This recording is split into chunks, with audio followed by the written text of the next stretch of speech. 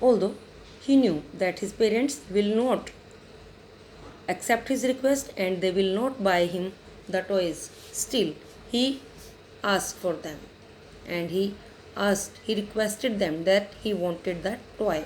But his father looked at him angrily, and the mother uh, called her called him to hold his finger, and to divert his mind said, "Look, boy, there is what is there before you." So this way they went on forward. When they went forward, they saw it was a mustard field. And mustard field is yellow in color because flowers were there. So it looked like as the melting gold was there, swept across miles. And on the flowers there were dragonflies, butterflies, black bees. They were flapping their wings and moving here and there on the flowers of the mustard.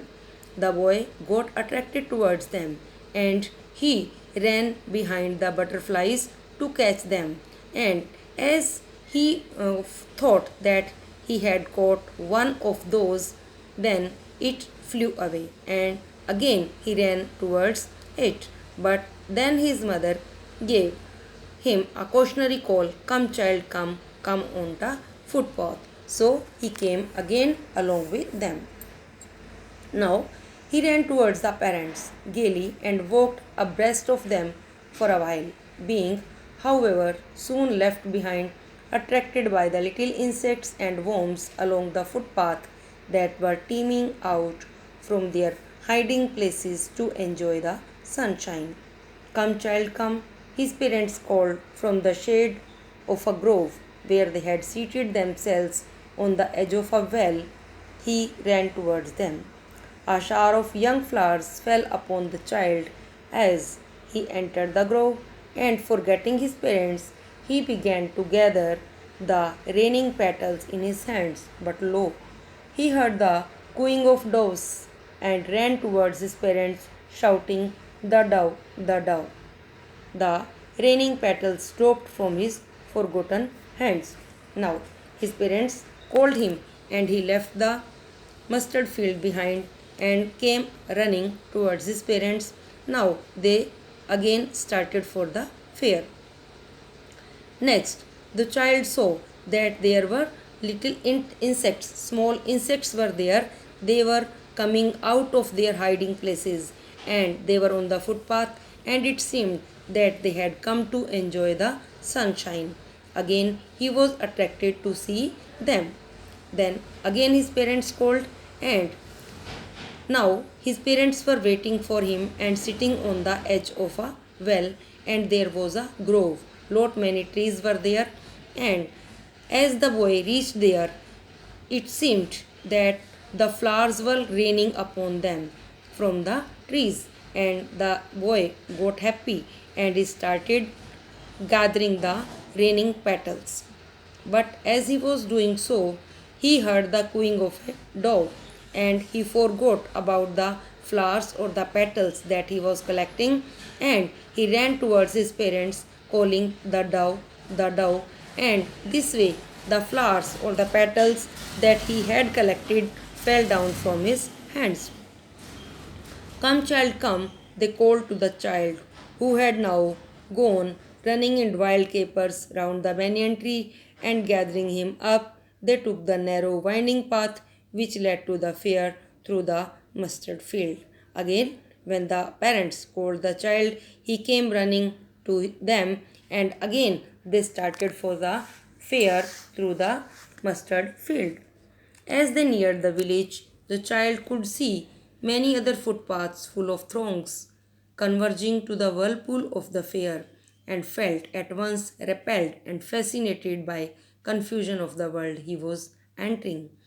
A sweetmeat seller hawked gulab jamun, rasgulla, barfi, jalebi at the corner of the entrance, and a crowd pressed round his counter at the foot of an architecture of many colored sweets decorated with leaves of silver and gold. The child stared open eyed, and his mouth watered for the barfi.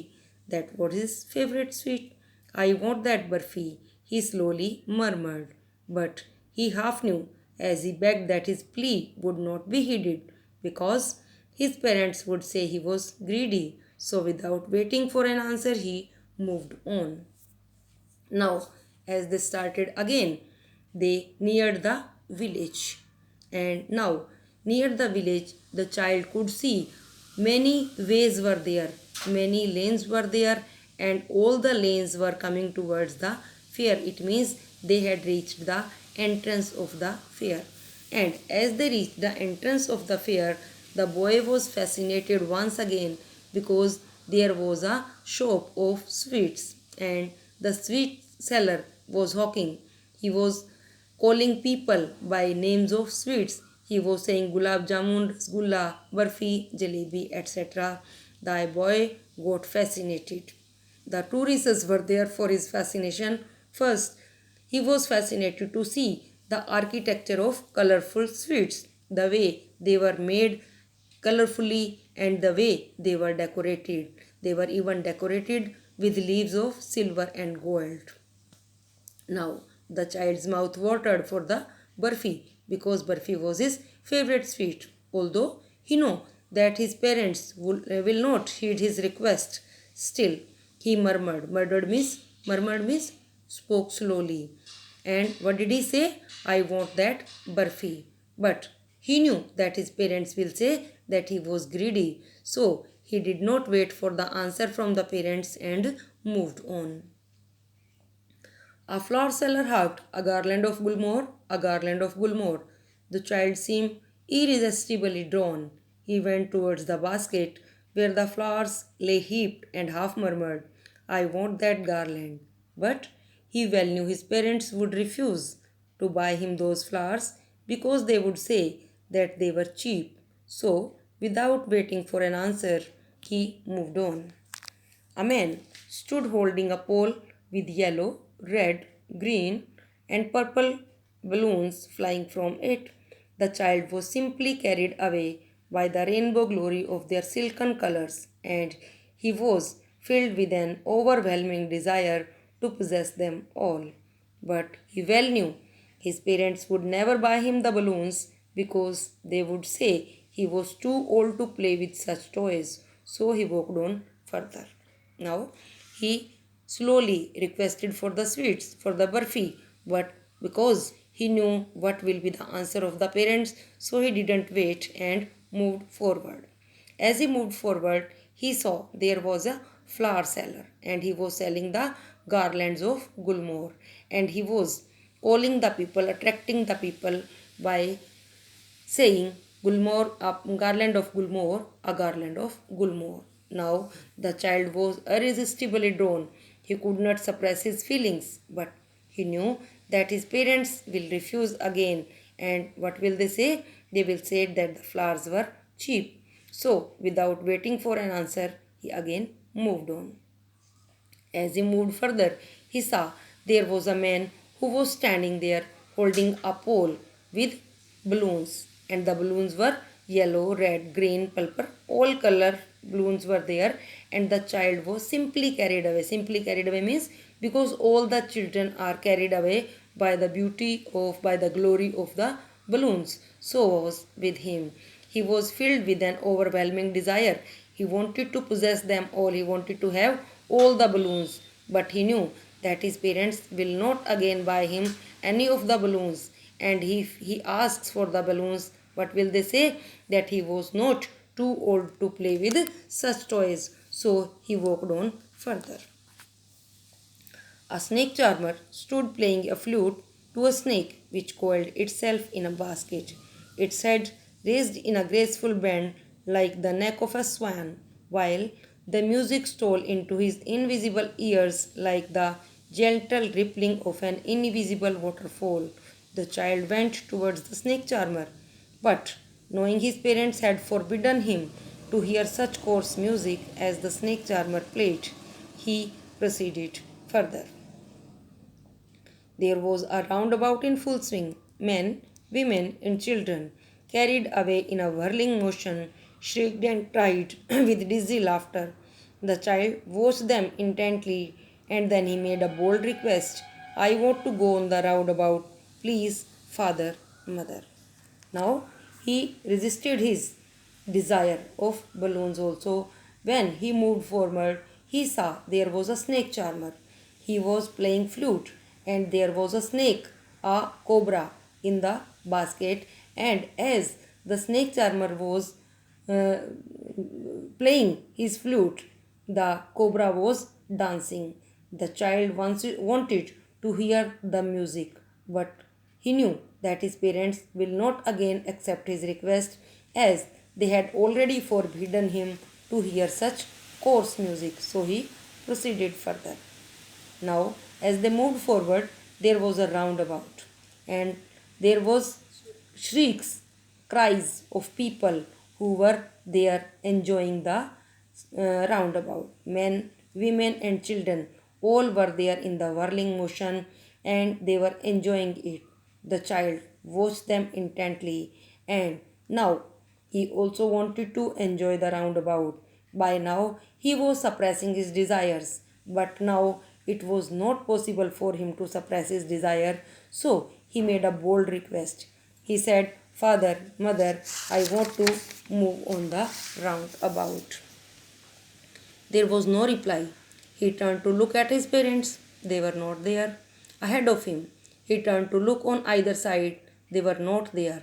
He looked behind. There was no sign of them. A full deep cry rose within his dry throat, and with a sudden jerk of his body, he ran from where he stood, crying in a real fear. Mother, father. Tears rolled down from his eyes, hot and fierce. His flushed face was convulsed with fear. Panic stricken, he ran to one side first, then to the other, hither and thither, in all directions, knowing not where to go. Mother, father, he wailed. His yellow turban came untied, and his clothes became muddy. Now, when he requested for the roundabout and got no reply, now he wanted to go on the roundabout. So he wanted to look for his parents. But as he looked, he didn't find his parents. Then first he looked ahead of him, then he looked on either side, but they were still not there. Then he looked behind, and still he could not find his parents. It means he was lost in the fear. As he was lost in the fear, he started crying on the largest pitch, and he got afraid. Fearing, he started running from here to there, from this direction to that directions, and tears were rolling down from his eyes. And he was very much afraid. He ran to one side and then to the other side. He was only crying for his parents, father, mother, father, mother. He was only saying like this. And he had worn a yellow turban that had come untied, and his clothes had become muddy because he was running here and there. Having run to and fro in a rage of running for a while, he stood defeated, his cries suppressed into sobs. A little distances on the green grass, he could see through his filmy eyes men on the green grass. He could see through his filmy eyes men and women talking. He tried to look intently among the patches of the bright yellow clothes, but there was no sign of his father and mother among these people who seemed to laugh and talk just for the sake of laughing and talking. He ran quickly again, this time to a shrine to which people seemed to be crowding. Every little inch of space there was congested with men, but he ran through people's legs, his little sob lingering. Mother, father, near the entrance of the temple. However, the crowd became very thick. Men jostled each other. Heavy men with flashing, murderous eyes and hefty shoulders. The poor child struggled to thrust away between their feet, but knocked to and fro by their brutal movements. He might have been trampled underfoot, and he not shrieked at the highest pitch of his voice, Father, mother. A man in the surging crowd heard his cry and stooping with great difficulty, lifted him up in his arms. Now, when the child did not find his parents, he was running here and there. Now he stood defeated, his cries suppressed into sobs, and at the little distance, he could see people sitting in groups. They were laughing and they were talking. He wanted to search his parents among the people, those who were sitting here and there, and he knew that his parents were in yellow clothes, and wherever he could find the yellow clothes, he tried to search his parents, but they were not there.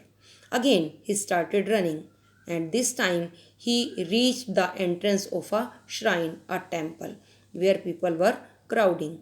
And near the entrance of the temple, there was a huge crowd. People were pushing one another, and there was no way to get inside. But because he was a child, so he managed to enter in between the legs of the people and thrust his way between the people and reached on the entrance. But there he could not get in the temple, and he started crying, Father, Mother, and he was crying. A man saw him that he was there in the middle of the feet of the people. If he had not cried on such a pitch, then he must have been trampled by the people under their feet. But a man heard his voice, and with great difficulty he lifted him up in his arms. How did you get there, child? Whose baby are you? The man asked as he steered clear of the mass. The child wept more bitterly than ever now and only cried, I want my mother, I want my father. The man tried to soothe him by taking him to the roundabout. Will you have a ride on the horse? He gently asked as he approached the ring. The child's throat tore into 1,000 shrills, sobs, and he only shouted, I want my mother, I want my father. Now, when the man picked him up in his arms and he came ahead of the mass of the crowd. Then he asked the boy, whose boy are you and how did you reach there? The boy could not answer. He didn't tell anything. He was just crying. He was just sobbing. And the only thing that he was saying was that I want my mother, I want my father. Now, the man thought because the boy was not able to answer anything, so he thought to divert his mind from there. So the man took him to the roundabout. Earlier, the boy wanted to enjoy on the roundabout, and he had made a bold request to the parents. But now the man took him to the roundabout and asked him if he wanted to enjoy the roundabout. But the boy did not even notice what the man was asking him. He was just sobbing, he was just shrieking, he was only saying that he wanted his mother, he wanted his father. The man headed towards the place where the snake charmer still played on the flute to the swaying cobra. Listen to that nice music, child. He played it, but the child shut his ears with fingers and shouted his double pitched strain, I want my mother, I want my father. The man took him near the balloon, thinking the bright colors of the balloons would distract the child's attention and quieten him. Would you like a rainbow colored balloon? He persuasively asked. The child turned his eyes from the flying balloons and just sobbed, I want my mother, I want my father. Now, the child had refused to enjoy the roundabout that he earlier wanted. Now, the man took him to the place where the snake charmer was playing his flute and the cobra was dancing. Earlier, the boy wanted to hear that music, but now the man took him so that he could soothe the child and asked him if he would like to listen to the music. But now the child did not like that music. He shut his ears with his fingers and shouted double pitched strain. What did he shout? I want my mother, I want my father.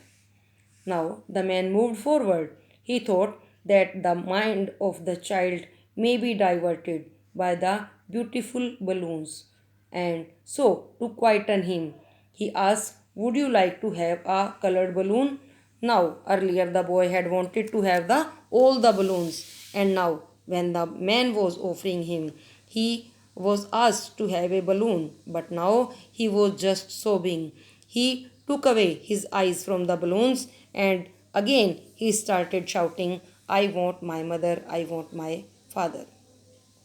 The man, still trying to make the child happy, bore him to the gate where the flower seller said, look, can you smell those nice flowers, child? Would you like a garland to put round your neck? The child turned his nose away from the basket and retreated his sobs, I want my mother, I want my father. Thinking to humor his disconsolate child by a gift of sweets, the man took him to the counter of the sweet shop. What sweet would you like, child? He asked. The child turned his face from the sweet shop and only sobbed, I want my mother, I want my father. Now, when the child refused to have a garland, the balloon, the man took him. Then the man took him where the flower seller was there and asked if you would like to have a garland around your neck and you smell them. There are beautiful flowers, they are smelling sweet. But the child turned his face. Now he didn't want to have the garland even. Now, thinking that the child will be attracted by the sweets, the man took him to the sweet shop and asked, would you like to have sweet? Would you like to have barfi or any other sweet? The child did not answer because he did not want to have any sweet now. Now listen, the child was earlier wanted all these things because he was happy along with his parents, and now he refused all the things, the same things that he already wanted, that he earlier wanted, were now offered to him, but he did not even accept any one of them. The reason was only that earlier he was happy along with his parents, but now he knew that his only desire was his parents. He wanted his father and his mother, so he did not accept any of the things. The adventures of Toto will do further, and hope the lesson is clear to you. Although it was earlier done, still you feel any difficulty, please don't hesitate to call. Okay, thank you.